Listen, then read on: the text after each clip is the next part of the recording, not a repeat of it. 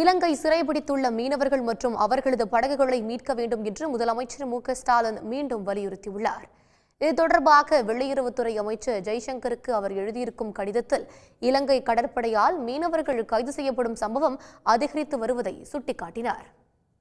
கடந்த 7ஆம் தேதி புதுக்கோட்டை மீனவர்கள் 14 பேர் 3 விசைப்படகுகளுடன் கைது செய்யப்பட்டதை நினைவூட்டிய அவர், நடப்பாண்டில் இதுவரை 350 மீனவர்கள் மற்றும் 49 மீன்பிடி படகுகள் சிறைபிடிக்கப்பட்டிருப்பதாக குறிப்பிட்டுள்ளார்.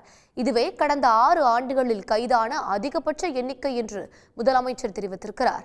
மேலும் மீனவர்களுக்கு விதிக்கப்பட்ட அபராத தொகையை தள்ளுபடி செய்ய வேண்டும் என வலியுறுத்தியிருக்கும் அவர், இது மீனவர்களின் சிறையிருப்பு காலத்தை நீட்டிக்க செய்யும் என்றும், இதனால் துயரத்தில் உள்ள மீனவ குடும்பங்கள் மேலும் பொருளாதார இழப்பை சந்திக்க நேரிடும் என்றும் தெரிவித்துள்ளார். எனவே மீனவர்களை விடுவிக்க தூதரக முயற்சிகளை மேற்கொள்வதுடன் கூட்டுப்பணிக்குழு கூட்டத்தை நடத்த தேவையான நடவடிக்கைகளை எடுக்கவும் முதலமைச்சர் வலியுறுத்தியுள்ளார். உடனுக்குடன் செய்திகளை தெரிந்து கொள்ள சன் நியூஸ் பெல் ஐகானை கிளிக் பண்ணுங்க.